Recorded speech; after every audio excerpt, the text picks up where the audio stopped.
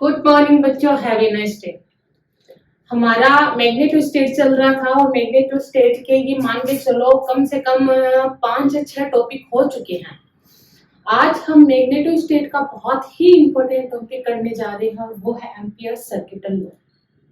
क्या होता है एम्पियर सर्किटल लॉ?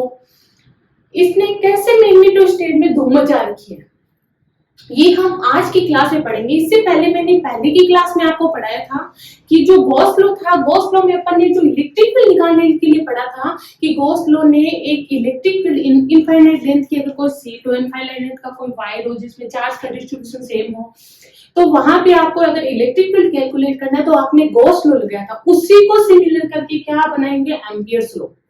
जैसे वहां Gauss law electric field calculate करने के लिए यूज में लिया जाता है, वहीं यहाँ एम्पियर सर्किटल लॉ किसके लिए, मैग्नेटिक फील्ड कैलकुलेट करने के लिए किया जाता है। पहले इस लॉ को बताऊंगी, बहुत ही इजी फॉर्मेशन है इसका। और मैंने जैसे कि बताया है लॉ, ये सारे दिए हुए चीजें इनको अपन को माइंड में ही रखना है कि ये इसका लॉ है, इससे क्या कैलकुलेट किया जाता है। तो फर्स्ट ऑफ थिंग क्या है कि जो एम्पियर सर्किटल लॉ था, किसने, एम्पियर ने दिया था। एम्पियर आपको पता है किसकी यूनिट होती है, करंट की। करंट की यूनिट एम्पियर। इसका मतलब ये लॉ कहीं ना कहीं करंट से क्या है, रिलेटेड है। इसमें ऐसी टर्म आएगी जो किसको रिलेट करती है, करंट को रिलेट करती है, इसलिए इसका नाम क्या है, एम्पियर सर्किटल लॉ। अब देखो हम इसको स्टार्ट करते हैं। तो ये लोग क्या कहना चाह रहा है कि अगर आपकी किसी वायर में, क्योंकि करंट फ्लो होगा किसमें, अगर किसी वायर में, कोई भी स्ट्रेट वायर हो सकता है, कोई भी कंडक्टर हो सकता है, ये मान लो कंडक्टर, इसके अंदर भी करंट फ्लो हो रही है।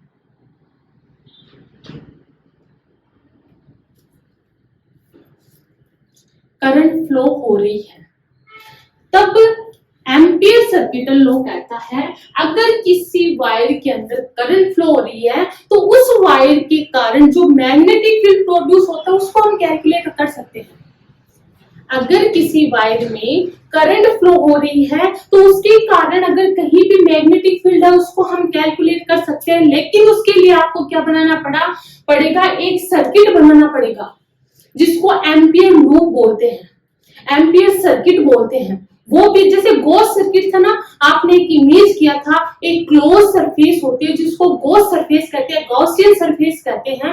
वैसे ही एम्पियर ने कहा था कि आप मैग्नेटिक फील्ड कैलकुलेट कर सकते हो, लेकिन सबसे पहले आपका ये ध्यान रहना चाहिए जो करंट फ्लो हो रहा है वो एक क्लोज सर्किट के अंदर होना चाहिए,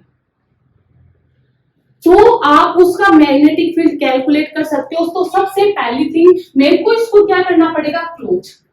तो मैंने इसके चारों एक सर्किटल मतलब सर्कल बना दिया। अब समझ रहे हो क्या ये जो एम्पियर सर्किटल लो नाम कैसे पड़ा इसका।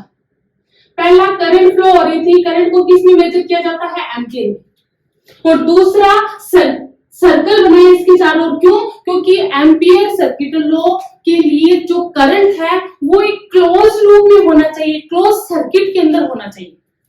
मैंने बना दिया।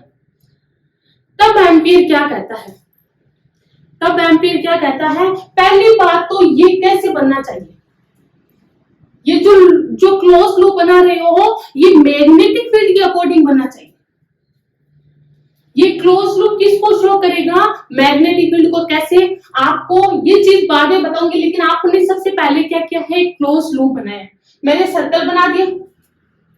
सबसे पहले इसमें देखो मैग्नेटिक फील्ड कहाँ है, वायर के कारण आपने मैग्नेटिक फील्ड निकाला था। कैसे कि अगर किसी स्ट्रेट वायर में करंट फ्लो हो रहा है तो राइट हैंड रूल से अपन उससे मैग्नेटिक फील्ड की डायरेक्शन निकाल सकते हैं। कैसे, जिस डायरेक्शन में करंट फ्लो हो रही है, करंट कहाँ जा रही है, अपवर्ड, तो जिस डायरेक्शन में करंट फ्लो हो रही है उसमें अपने थंब को करो, थंब और आपकी रोटेट होने वाली फिंगर्स किसको शो करेगी, मैग्नेटिक फील्ड की डायरेक्शन को। तो इस वायर के कारण जो मैग्नेटिक फील्ड इधर होगा, क्रॉस से शो कर रही हूं क्योंकि क्रॉस का मतलब क्या होता है कि इसमें जो मैग्नेटिक फील्ड होगा वो इनवर्ड है, और इधर मैं किससे शो कर रही हूँ कि इस साइड जो मैग्नेटिक फील्ड होगा वो क्या होगा, आउटवर्ड। ठीक है, और मैग्नेटिक फील्ड कैसे होगा, अब इस वायर को मैंने पकड़ रखा है, ये वायर मान लो इसको पकड़ रखा है, तो मैग्नेटिक फील्ड इसके चारों ओर होगा नहीं होगा, तो मैंने क्या बना लिया, इसके चारों ओर रेड।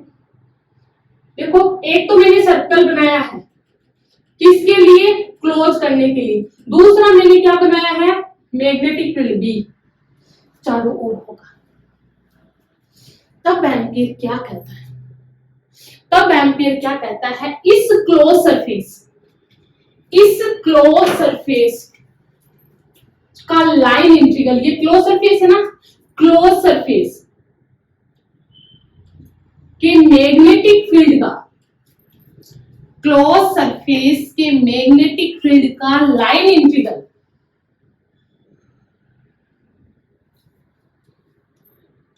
क्लोज सरफेस का लाइन इंटीग्रल किसके इक्वल होगा, उस क्लोज सरफेस में प्रेजेंट टोटल करंट के म्यू नोट मल्टीपल के क्या होता है, इक्वल होता है। इस क्लोज सरफेस, ये जो लाइन इंटीग्रल होगा, ये जो dl है किसको शो करता है, आपने जो क्लोज सरफेस बनाया सर्कल की फॉर्म में, तो लाइन इंटीग्रेशन देखो ये dl का मतलब इस क्लोज सरफेस का इतना सा पार्ट लिया मैंने, ये dl, और पूरा इंटीग्रेशन मतलब ये पूरा का पूरा बन जाएगा। क्लोज है कि ये dl जो पार्ट है वो पूरा का पूरा क्लोज है, वो किसके इक्वल होता है, इस क्लोज सरफेस में टोटल करंट कितनी प्रेजेंट है। तो mu naught constant, mu naught मैंने जैसे इलेक्ट्रोस्टेट में एप्सिलॉन नॉट था, वैसे ही मैग्नेटोस्टेट में क्या है, म्यू नॉट। ये क्या था, परमिटिविटी ऑफ इलेक्ट्रोस्टेट, और ये परमिटिविटी ऑफ क्या है, मैग्नेटोस्टेट। दोनों की कंपैरिजन कर सकते हो। इसकी भी एक फिक्स वैल्यू थी, कितनी थी, 8.85 इंटू 10⁻12। इसकी भी फिक्स वैल्यू है 4 पाई इंटू 10⁻7। दोनों एक फिक्स वैल्यू रखते हैं। वहां चार्ज के कारण हो रहा था तो वहां समीशन ऑफ क्यू था, यहां करंट के कारण हो रहा है तो समीशन ऑफ क्या है, आई है। और ये समीशन ऑफ आई क्या है, क्लोज सरफेस के अंदर टोटल करंट कितना फ्लो हो रहा है, ये फिक्स है। ये डीएल किसका, जो क्लोज सरफेस आपने बनाई है, जो क्लोज सरफेस आपने बनाई है, और बी मैग्नेटिक फील्ड। अब देखो ऐसे ही अगर इसके लिए अप्लाई करो तो सबसे पहले इसके लिए भी आपको क्या बनाना पड़ेगा, एक क्लोज सरफेस। एक क्या बनाना पड़ेगा, क्लोज सरफेस। तो मैं इसको किसमें, एक क्लोज सरफेस सर्कल के रूप में, सर्किटल लो है तो सर्कल बना दूं, पूरा का पूरा एक सर्कल में क्या हो गया, बंद। इसके लिए अप्लाई करना चाहो तब भी वही होगा, magnetic field B vector dot कौन सा, जो क्लोज सरफेस आपने बनाया डीएल इसका पार्ट, और पूरा क्लोज कर दिया, इसका मतलब ये पूरा हो जाएगा। म्यू नॉट समीशन ऑफ, इसमें टोटल करंट जितनी फ्लो हो रही है, जितनी इसके अंदर करंट फ्लो हो रही है, अगर इसके अंदर करंट I1 I2 ऐसे फ्लो हो रही है, तब ये रूल कैसे हो जाएगा, mu naught B vector dot dl vector equals to mu naught summation of i किसके इक्वल होगा, I1 प्लस। अब भी नहीं समझ आया तो एक पॉइंट और बताती हूं। अगर आपके पास एक करंट है I1, एक करंट है लेकिन डायरेक्शन ऐसे है I2, एक करंट है I3, ये तीनों के तीनों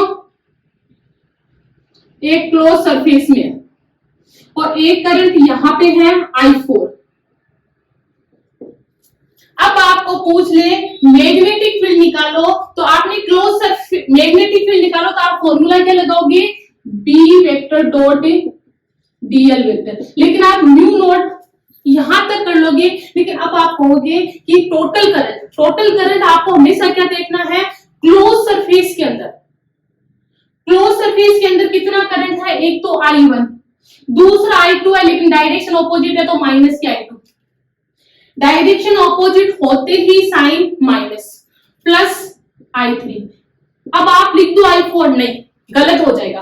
क्यों, क्योंकि आपको किसके अंदर, कि क्लोज सरफेस के अंदर टोटल करंट है, तो आपका जो एम्पियर सर्किटल लॉ है वो किसके लिए अप्लाई होता है, किसके लिए अप्लाई होता है, क्लोज सरफेस के लिए अप्लाई होता है। उससे क्या अपन कैलकुलेट कर सकते हैं, मैग्नेटिक फील्ड कैलकुलेट कर सकते हैं। होप इतनी चीज समझ आ गई। अब इस लॉ का यूज करते हुए एम्पियर सर्किट लॉ का क्या कहोगे कि जो मैग्नेटिक फील्ड का है, जो मैग्नेटिक, इसका आप अगर डेफिनेशन बनाना चाहो तब भी बना सकते हो। According two ampere circuit law, magnetic field का जो वेक्टर, मैग्नेटिक फील्ड का जो लाइन इंटीग्रेशन है, मैग्नेटिक फील्ड का जो लाइन इंटीग्रेशन है वो किसके इक्वल होगा, उस क्लोज सरफेस के अंदर प्रेजेंट टोटल करंट की म्यू नॉट मल्टीपल के क्या होता है, इक्वल होता है। और इसी को कौन सा लॉ कहा जाता है, एम्पियर सर्किट। और इसी का यूज करते हुए इसके 3 ये 4 एप्लीकेशन है। पहले तो देखो, एक स्ट्रेट वायर के कारण था मैग्नेटिक, अगर आपको पूछ ले स्ट्रेट वायर के कारण किसी पॉइंट पे मैग्नेटिक फील्ड इंटेंसिटी निकालो, तब भी आप किसका यूज कर सकते हो, एम्पियर सर्किट लॉ। आपको दूसरा क्वेश्चन, एक कंडक्टर दिया हुआ हो सकता है, उसके अंदर करंट फ्लो हो रहा है और उसके कारण अगर आपको कहीं मैग्नेटिक फील्ड इंटेंसिटी निकालना है, तब भी आप किसका यूज कर सकते हो, एम्पियर। एक आपके 2 नए टॉपिक आते हैं इसमें, एक तो सोलेनोइड, एक टोरॉइड। अभी जो आपका सिलेबस है उसमें टोरॉइड को हटा दिया गया है, लेकिन मैं आपको टोरॉइड भी बताऊंगी। अपन टोरॉइड भी पढ़ेंगे और अपन सोलेनोइड भी पढ़ेंगे, अपन कंडक्टर भी पढ़ेंगे, अपन स्ट्रेट वायर भी पढ़ेंगे। 4 एप्लीकेशन इसके बताऊंगी। होप ये 4 एप्लीकेशन करने के बाद आपको एम्पियर सर्किट लॉ में कोई भी प्रॉब्लम नहीं होगी। लिखो।